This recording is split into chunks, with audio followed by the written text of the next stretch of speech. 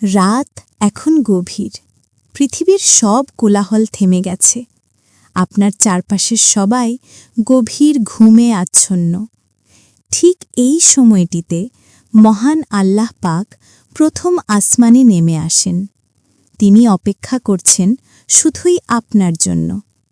আপনি কি জানেন, তাহাজ্জুদ হল এমন এক ইবাদত যা আল্লাহ এবং তার বান্দার মধ্যে এক গোপন প্রেমের সম্পর্ক। যখন দুনিয়ার মানুষ ব্যস্ত থাকে স্বপ্নে, তখন আপনি জেগে ওঠেন আপনার রবের ভালোবাসায়। হাদিসে এসেছে, রাতের শেষ প্রহরে আল্লাহ ডাকতে থাকেন, কে আছো আমাকে ডাকবে? আমি তার ডাকে সাড়া দেব। কে আছো আমার কাছে কিছু চাইবে? আমি তাকে তা দান করব। কে আছো ক্ষমা চাইবে? আমি তাকে ক্ষমা করে দেব।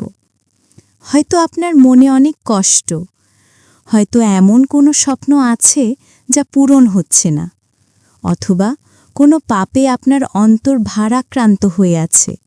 বিশ্বাস করুন, তাহাজ্জুদের জায়নামাজ হল সেই জায়গা যেখানে চোখের পানি ফেললে তা বিফলে যায় না।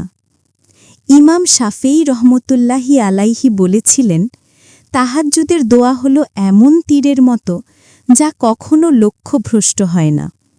একবার ভাবুন তো, স্বয়ং দয়াময় আল্লাহ আপনাকে দেওয়ার জন্য প্রস্তুত, শুধু আপনার হাত পাতার অপেক্ষা। হ্যাঁ, আমি জানি, আরামের ঘুম ত্যাগ করে গরম বিছানা ছেড়ে উজু করাটা সহজ নয়। শয়তান আপনাকে বলবে, আরও কিছুক্ষণ ঘুমাও। কিন্তু আপনি কি সেই মালিকের জন্য সামান্য ঘুম বিসর্জন দিতে পারবেন না, যিনি আপনাকে সৃষ্টি করেছেন, যিনি আপনার হৃদয়ের না বলা কথাগুলোও শোনেন? মনে রাখবেন, তাহাজ্জুদ শুধু নামাজ নয়, এটি আপনার ভাগ্য বদলে দেওয়ার চাবিকাঠি। এটি মুমিনের আলো যা কবরের অন্ধকারকেও আলোকিত করে। তাই আজ রাত থেকেই নিয়ত করুন, অ্যালার্মটা সেট করে নিন। দুনিয়া যখন ঘুমাচ্ছে, আপনি তখন আপনার রবের সাথে কথা বলুন। দেখবেন আপনার জীবনের সব অপূর্ণতা, সব হতাশা এক নিমিষেই দূর হয়ে গেছে। আল্লাহ আমাদের সবাইকে তাহাজ্জুদে দাঁড়ানোর তৌফিক দান করুন। আমিন।